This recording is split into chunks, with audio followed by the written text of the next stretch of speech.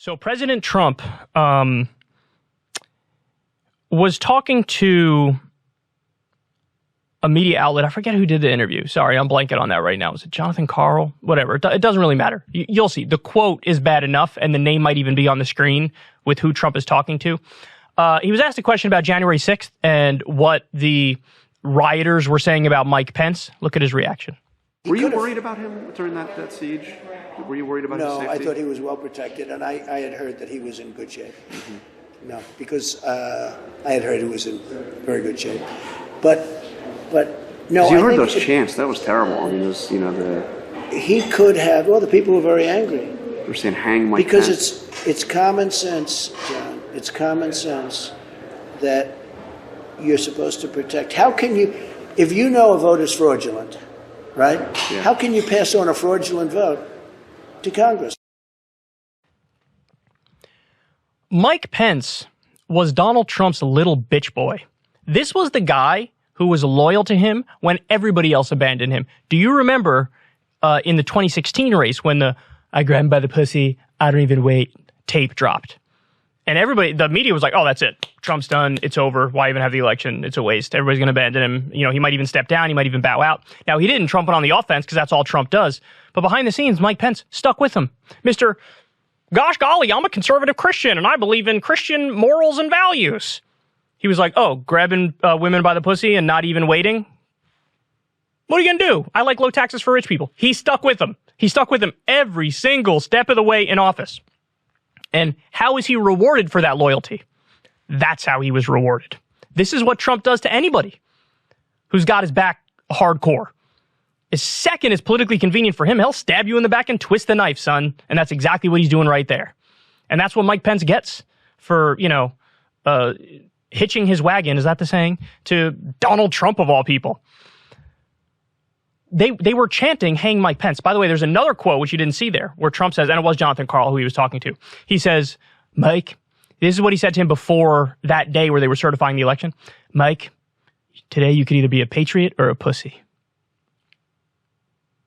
So patriotism is incorrectly overriding the result of a democratic election. That's patriotism. No, that would be bending the knee to a tyrant. Trump wanted the election overthrown for him. There was this right-wing conspiracy that, Mike Pence has the ability to reject the election results. No, he doesn't. It's all, the shit that they're going through there is symbolic. The steps that they're going through were symbolic there. It's over. The election was over. It was done.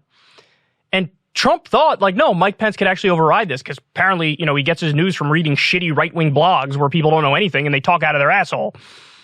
So he really thought Mike Pence could overthrow it. And Mike Pence, look, in a very, very, very narrow sense, to his credit, he was like, I can't fucking do that. What are you, crazy? Of course I can't do that. And because Mike Pence did the standard thing that he was supposed to do in this symbolic process, it was, everybody lost their minds. And Trump, he's flat out defending. He says it's common sense. These people are saying, "Hang Mike Pence." Hey, it's common sense. You're not doing the thing you're supposed to do. So of course people are going to get mad. There were over 60 court cases about the election, and Trump lost almost every single one of them. He only won one, and the one he won was about procedural nonsense, and it wouldn't change the results of the election in any way, shape, or form. For the love of God, we had an audit in Arizona, one of the key states where these people were like, "Nope, Trump really won that one. This was stolen by Joe Biden." They audited the vote. And you know what happened? Biden ended up winning by more votes in the audit. They had undercounted Joe Biden's numbers. So this is what you get with Donald Trump. Look, with him, it was never ideological. Yes, when he ran in 2016, he sprinkled in just the right amount of xenophobia and bigotry and mixed it with fake economic populism, and he was able to win. And granted, he was running up against the least popular candidate, second least popular candidate ever, Hillary Clinton. Number one least popular was Donald Trump. But apparently he wasn't less popular because he ended up winning even though he got fewer votes. So maybe he was less popular. But you're up against Hillary Clinton, the epitome of the establishment. Quintessential establishment candidate. So he ended up winning. But listen, man, this is what you get with him. It's not ideological. It was never about, making America great again or building the wall or fucking bringing jobs back into the country. There was net outsourcing of jobs under Donald Trump when he pretended like he was the anti-outsourcing president. It was always about Donald Trump first and foremost. It was always about him Always.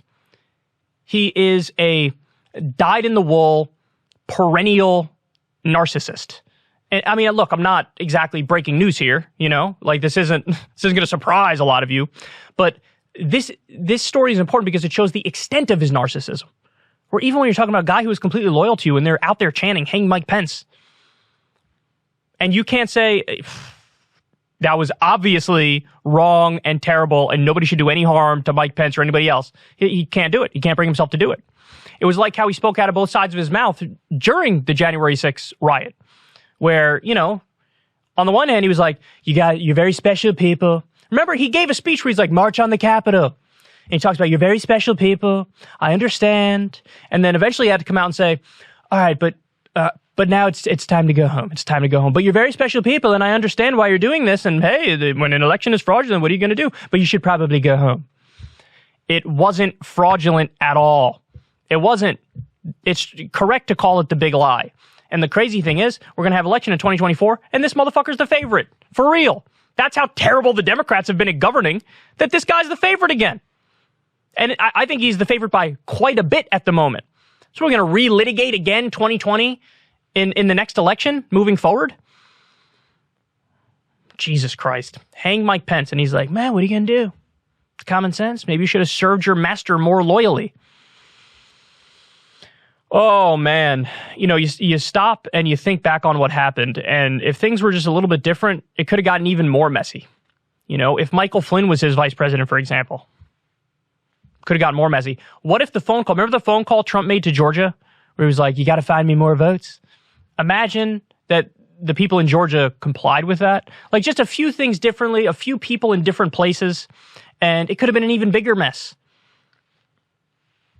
But I don't want to paint too much of a rosy picture as to how it is right now, because we're still living in hell, and everything is unfolding in a disastrous way as it is. But ain't that something? And by the way, Mike Pence wants to be president. He wants to run, maybe 2024. Maybe if he sees Trump hops in, he says, look, I can't. What am I going to do? I can't run against him. He's going to win. I don't know, but it's really something. You basically have the base of the Republican Party is in a cult of personality. And I don't think the people who are hardcore Trump stans, they won't see anything wrong with what he said here. They really won't. When I genuinely believe, even a president who was, I think, worse, George W. Bush was probably worse substantively than Donald Trump. But I think even George W. Bush, of course, in a situation like this, would be like, what?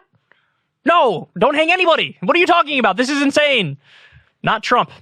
Can't help himself. So there you have it. Just when you think he can't get any more loathsome, he gets more loathsome. If you want to see me and Crystal Ball interview legends like Noam Chomsky, Cornel West, and more, subscribe to Crystal Kyle and Friends on Substack. $5 a month gets you the video version a day early. Remember, we take 0 ad dollars for this podcast. Or you can sign up on Substack for free and get the audio version a day later. Link in the video description box below.